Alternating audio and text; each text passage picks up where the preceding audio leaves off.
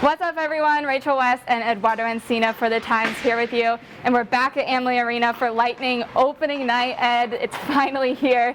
And we've talked a lot about how they had that condensed training camp, and they haven't faced a different opponent yet. So what's the challenge here tonight as they're finally not just facing each other in practice?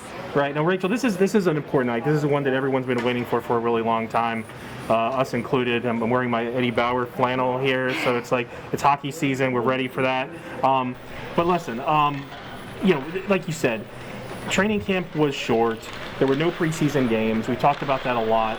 And this is an obstacle that the Lightning are going to have to face, but it's an obstacle that the other 30 teams are going to have to face as well coming into opening night and over the course of this 56-game season. So this is something that the Lightning feel like they're pretty well prepared for two reasons. One, because for the most part, with the huge exception of the injury to Nikita Kucherov, they bring everyone back for the most part.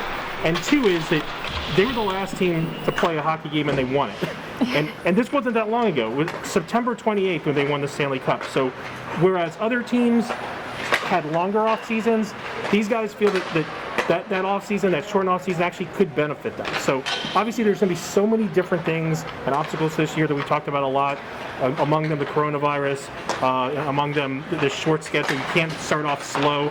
But right now, I think tonight what it's about starting the season off strong, but also like this kind of mini celebration of what you were able to accomplish and then moving on to kind of the next chapter, which is the difficult task of winning 2 straight Stanley Cups. Right, and someone who will definitely be celebrating tonight is Cal Foote. He's making his NHL debut tonight. He made the team out of camp. He's really excited and looking forward to that, right? Yeah, so we wrote about Cal today in the Tampa Bay Times in our e-edition, and he's on this roster for a couple of reasons. One, there are some nuances that made it more attractive for him to be on the active roster to start the season versus being on the taxi squad. But make no doubt, this guy is among the team's top 7 defensemen. He's going to play a lot. He was their first-round pick a few years ago in 2017.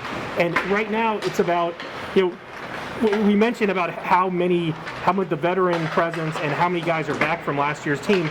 There's not much room for young blood on this team. So Cal Foote really stands out in that context. But he's going to be a guy who's going to get his time. He's paired up with Ryan McDonough, who's, I think, going into his 13th year in the league. So he's got a veteran presence with him. The big thing here is, you don't have fans in the stands, but still, you're going to be nervous. You're going to have the butterflies. This is your NHL debut. This is what guys have been waiting for their whole lives from the time they pick up a hockey stick. So he's going to have some butterflies, but having a guy like Ryan McDonough on his side there is going to be a really good help for him in terms of getting into the flow of his first NHL game. Yeah, that should help for him for sure.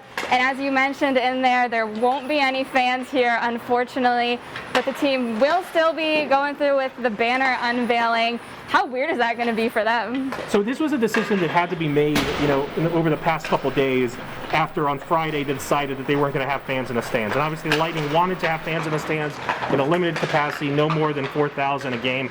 But because of the rise in coronavirus numbers, that couldn't happen. So they made the decision.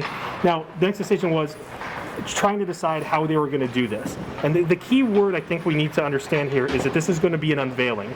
And there'll be a little bit more clarity to that, I think, in the next few hours when people kind of watch this. But I do think that the Lightning really took the fans into consideration on a decision to do this the way they're going to do it.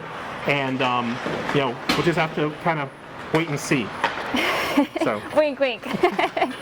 Well, it'll definitely be a night full of celebration, remembering last season and celebrating that, but on to the next, and Lightning are here to prove that they mean business yet again. Everyone, make sure you're following along with Eduardo on Twitter throughout the game for all the updates, as well as Sports by Tampa Bay Times. And make sure you're tuning in tonight. And also, we have a special section out today full of great Lightning stories from Eduardo and other Times writer Mary Fiallo and columnist John Romano. So make sure to pick up your copy and make sure you're tuning in tonight. For Eduardo, I'm Rachel West.